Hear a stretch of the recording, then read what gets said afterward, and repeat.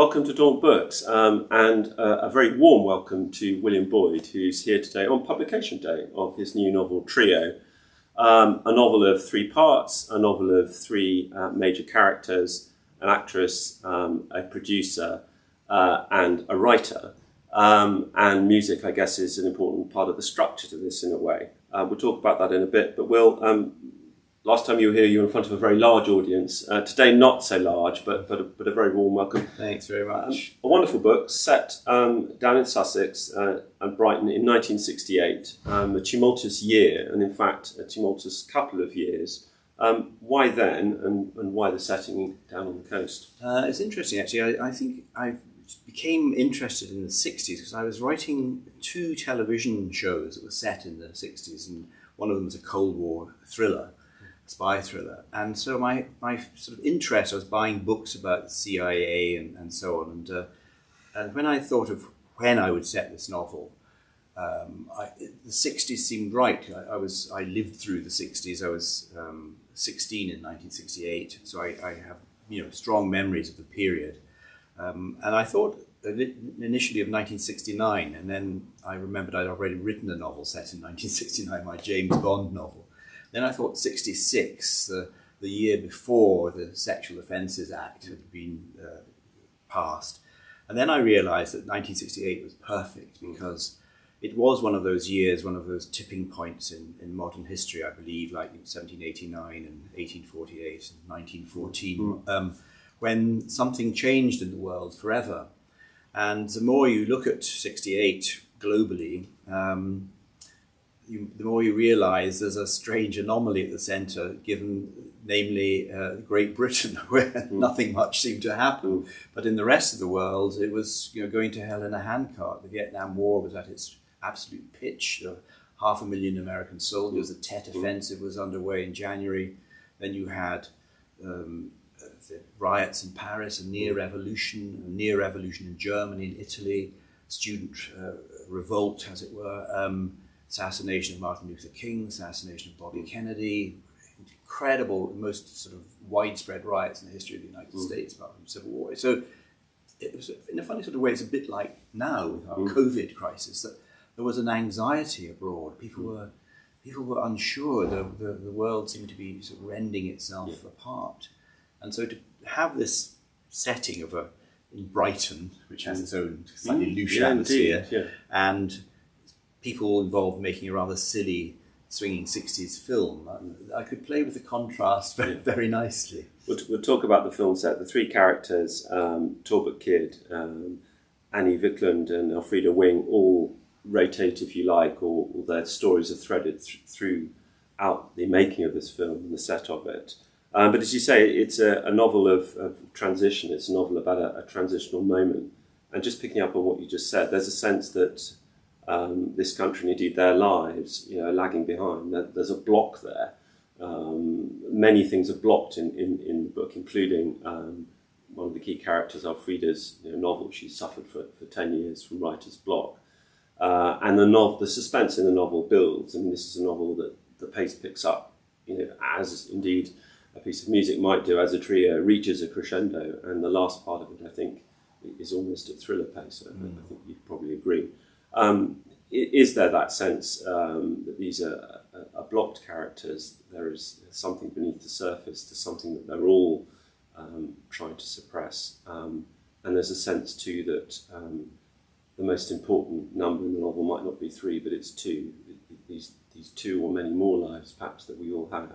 Yes, it's block's a very good way of putting it. There's a parallel life, which is a secret life. All three characters have intensely secret personal lives, as indeed we all do. There's a quote from Chekhov as an epigraph: "Most people lead their real, most interesting lives under cover of secrecy." Depends how you define real and important, I suppose. But there is a sense in which there's an inner core of any individual that is utterly private and inaccessible. Yeah. But in the case of my three, their secrets are more obvious, if that's not a paradox, but they're more significant, put it that way. They have a real bearing on their lives, and in a way that, as the novel progresses and their secret lives begin to overwhelm their public lives, the kind of jeopardy and the tension increases. So there is that sense of something buried, which is now going to be in the clear light of day. And awakenings too. I mean, the novel begins with each note, if you like, each of the three main characters, their own awakening, which I guess later on there will be a real awakening in most of those characters' senses. But they're hiding things, for instance, with Elfrida, the writer character who I loved, who has been blocked for 10 years. You have a wonderful line in there where she talks to her agent who's sort of complaining about this, and she says something like, in America this wouldn't be a problem. Which I love. Yeah. But she's hiding things from others, but also from herself, isn't she? Yes, I mean, I'm not giving away too much. It's almost on page one that she's actually a raging alcoholic as well, and it's part of her problem. She's unhappy, not just professionally because she can't write. She's got this terrible case of writer's block, but her marriage is unhappy. And so she's in a sort of state of desperation, but she has a kind of shrewd and ironic character. So she's well aware of the state she's in. She's not in denial in any sense. So in a way, Elfrida is trying to work out her problems, and she thinks she's unblocked in her literary life, but it turns out to be an illusion. Yeah. But it's true. It's a kind of struggle that she. They're all struggling, the characters, in fact, with the pressure of these secret lives, and it's how they cope with it or not that, in a way, gives the novel its kind of dynamism. I love the, as ever with your novels, the detail and the period detail is sublime, and I love the fact that she keeps her tipple and sarsens malt vinegar bottles, which are hidden in the fridge, which she rather sweetly thinks that no one could possibly notice. Yes, I mean, Sarsens white vinegar is pure white, as people would. So if you're drinking vodka, nobody can tell. So in our family, we now say time for another Sarsens, I think. Yeah. So it's catching on. And addiction's, another theme in the book. Yes. It's part of what we, the lies we tell ourselves, and part of things that are hidden. All three of them, without again going into the details. Have hidden addictions, and in one case, perhaps one might say even an addiction that they don't really realise they have to start with. Yes. But they meet these wonderful characters on and around this glorious film, which I must get the title right. Will I let you tell us what the title? I love the title of the. Yes, it's there was a short-lived era of British filmmaking, a little mini boom from about 1964 to 1970, where part of the spirit of the times of the swinging 60s, where we seem to be making sort of zany, wacky, sexy films, flippant and frivolous, reflecting the kind of frivolity of the 60s. And they all had quite long titles, and I'll rattle off a few of them. These are actual films. 30 is a Dangerous Age, Cynthia, The Knack and How to Get It, Morgan, A Suitable Case for Treatment. It's as if these films were advertising their nature by their long and improbable titles. And the apotheosis of the genre was a film that Anthony Newley made in 1969, I think it was, probably the death knell of this little short-lived genre, which was called Can Hieronymus Merkin Ever Forget Mercy Hump and Find True Happiness? So my silly title, which is Emily Bracegirdle's Extremely Useful Ladder to the Moon, seems quite sensible when positioned beside Anthony Newley's. And indeed, I mean, the film, the characters around it, the wonderful detail of the great sort of English stage actors who want to part in the film.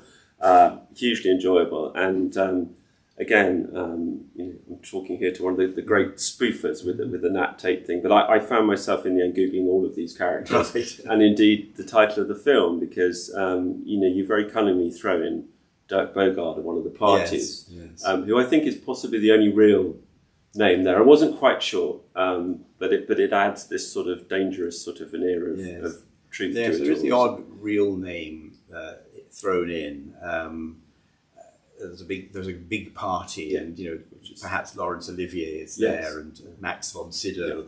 So just to kind of blur that boundary between fiction and fact. So I'm always doing this. And I think it's the kind of party where even in the retelling, I might start telling people that William Boyd has this part in his book where Laurence Olivier and Doug Bogart are at, and so on. And you obviously had great fun with that. I mean, this is a a novel with considerable amount of tragedy at the heart of it, but it's also, as ever, enormous fun. There's great humour, and your own, I think, writing in it is ever very playful. There are lovely details of the sort of knowing author playing with. You have a writer here to play with, which is great fun, who is blocked, and there are some lovely echoes throughout the book that you're putting in. To go back to Elfrida.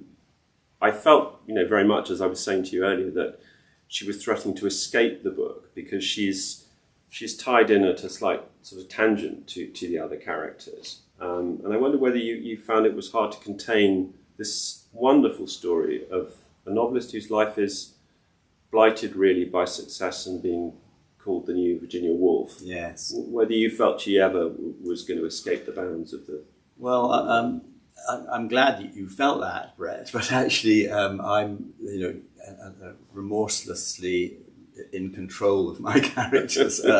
Vladimir Nabokov was asked exactly that question about his characters, and he said, no, I'm afraid all my characters are galley slaves and I'm the man on the deck with the whip. And so I'm sort of keeping them under control. But in a way, the more vivid they are, the more that sense in which that they could have a life beyond the novel. And in fact, Elfrida, they all reflect back on their lives before the novel begins, which is in the summer of 1968.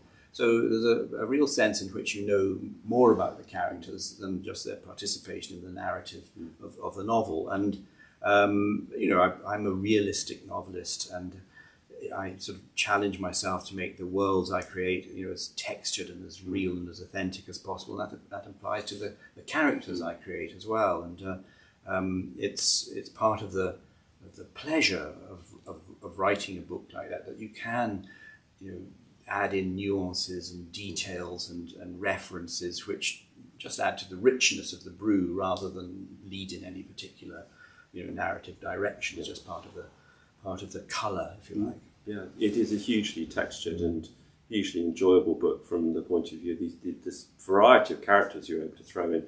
And I should say too that even the minor characters are hiding something or running away from something. You have a wonderful, what do we call him? Not quite a Tommy Steele figure, but a sort of somebody he's sort of, yes, he's like these characters like Billy Fury and Adam Faith with their preposterous new names. This is characters called Troy Blaze, which is entirely, that's another example of real people, because I list all these 60s pop stars with these preposterous names. Tommy Steele, so Troy Blaze is entirely authentic, but his real name is Nigel Farthingly. It's a sort of Red White, or whatever it is. They all have these wonderful English names. Yeah, so he and